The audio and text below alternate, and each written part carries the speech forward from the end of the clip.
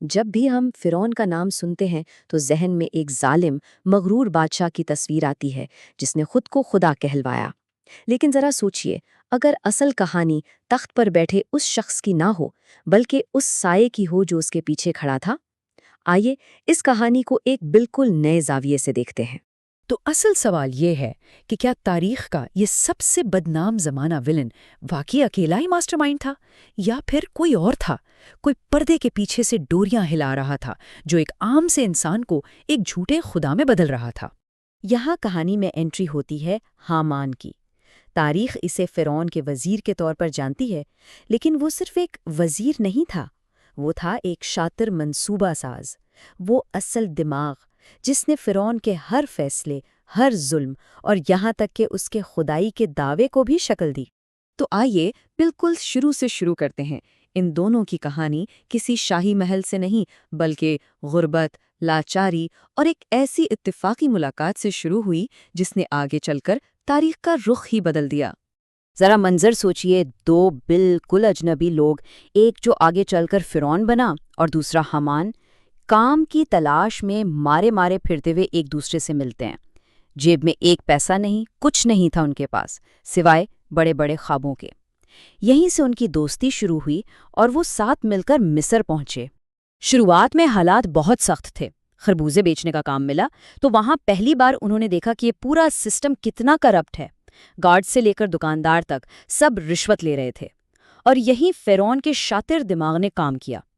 اس نے ایک قبرستان پر قبضہ جما لیا، خود کو وہاں کا انچارج ڈکلیئر کیا اور ہر دفنانے والے سے ایک سونے کا سکہ بطور ٹیکس وصول کرنا شروع کر دیا۔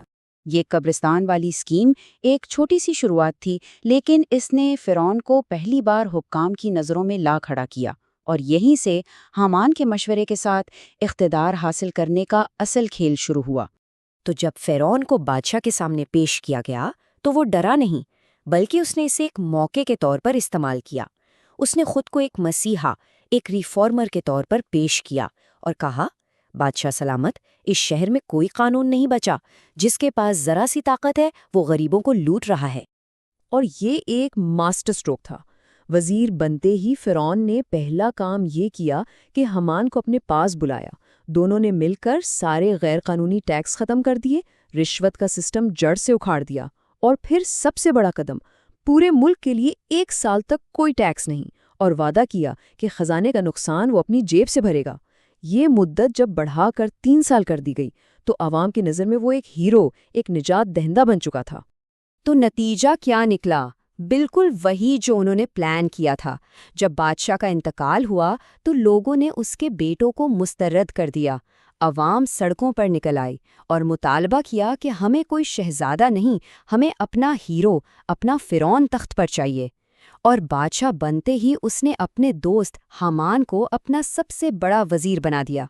لیکن تخت حاصل کرنا منزل نہیں تھی، یہ تو صرف پہلا قدم تھا۔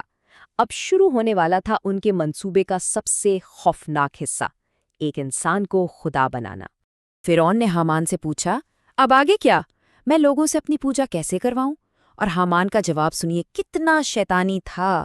اس نے کہا، سب سے پہلے ملک کے تمام عالموں اور پڑھے لکھے لوگوں کو قید کر لو، پھر علم حاصل کرنے پر پابندی لگا دو، ایک پوری نسل کو جہالت میں پلنے دو۔ جب وہ اپنے مذہب اور اپنی تاریخ سے بے خبر ہو جائیں گے، تب تم خدائی کا دعویٰ کرنا وہ مان لیں گے۔ اور افسوس، یہ منصوبہ کام کر گیا۔ علم پر پابندی، عالم قید، اور لوگ آہستہ آہستہ اپنے عقیدے سے، اپنی تاریخ سے دور ہوتے چلے گئے۔ تو بات بالکل صاف ہے کہ فرعون جو بھی ظلم کر رہا تھا، اس کے پیچھے ہمیشہ حامان کا مشورہ ہوتا تھا۔ سب کچھ ان کے پلان کے مطابق چل رہا تھا، لیکن پھر کہانی میں ایک ایسا موڑ آیا جس نے سب کچھ پلٹ کر رکھ دینا تھا۔ یہ تھی حضرت موسیٰ علیہ السلام کی آمد۔ حضرت موسیٰ کا پیغام بالکل صاف اور سیدھا تھا، ایک اللہ پر ایمان لاؤ، بنی اسرائیل پر ظلم بند کرو اور انہیں میرے ساتھ جانے دو۔ یہ فرعون کی بادشاہت، اس کی طاقت اور اس کے خدا ہونے کے دعوے سب کے لیے ایک سیدھا چیلنج تھا۔ اس موقع پر فرعون ایک دوراہے پر کھڑا تھا۔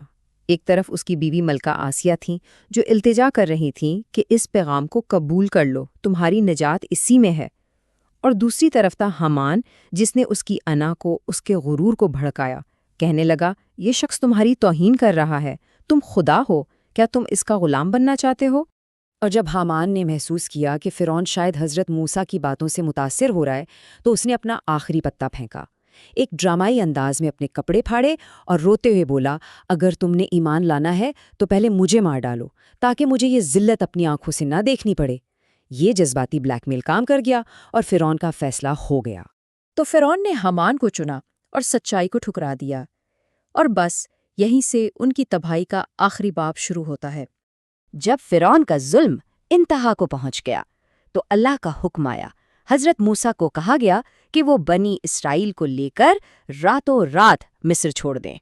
اگلی صبح جب فرعون کو پتہ چلا تو وہ غصے سے آگ بگولا ہو گیا۔ اس نے اور حامان نے مل کر ایک بہت بڑی فوج جمع کی اور ان کا پیچھا کرنے نکل پڑے۔ ان کا ارادہ تھا کہ کسی کو زندہ نہیں چھوڑیں گے۔ حضرت موسیٰ اور ان کے لوگ بحر کلزم کے کنارے جا پہنچے۔ ایک طرف گہرا سمندر تھا اور دوسری طرف فرعون کی فوج۔ لیکن پھر اللہ کے حکم سے ایک معجزہ ہوا۔ حضرت موسیٰ نے اپنا عصا پانی پر مارا اور سمندر بیچ میں سے پھٹ گیا، ایک خشک راستہ بن گیا۔ بنی اسرائیل تو بحفاظت دوسری طرف نکل گئے۔ فرعون اپنے تکبر میں اپنی پوری فوج کے ساتھ اسی راستے پر چل پڑا، اور جیسے ہی وہ سمندر کے بیچوں بیچ پہنچے، پانی کو حکم ہوا کہ واپس مل جاؤ۔ جال پھل بچھ چکا تھا اور وہ اس میں پھنس چکے تھے۔ پانی کی اونچی اونچی دیواریں جب ان پر گر رہی تھیں، موت کو سامنے دیکھ کر فرعون چیخا، میں ایمان لایا اس خدا پر جس پر بنی اسرائیل ایمان لائے ہیں۔ لیکن اب بہت دیر ہو چکی تھی، توبہ کا وقت گزر چکا تھا، اللہ کا فیصلہ سنایا جا چکا تھا۔ تو یہ کہانی ہمیں ایک بہت گہرے سوال پر لا کر چھوڑتی ہے۔ تاریخ میں اور شاید آج بھی کتنی ہی بار ایسا ہوتا ہے کہ اصل برائی وہ چہرہ نہیں ہوتا جو سامنے نظر آتا، بلکہ وہ آواز ہوتی ہے، وہ مشیر ہوتا ہے جو سائے میں رہ کر حاکم کے کان میں نفرت اور تکبر کا زہر گھولتا رہتا ہے۔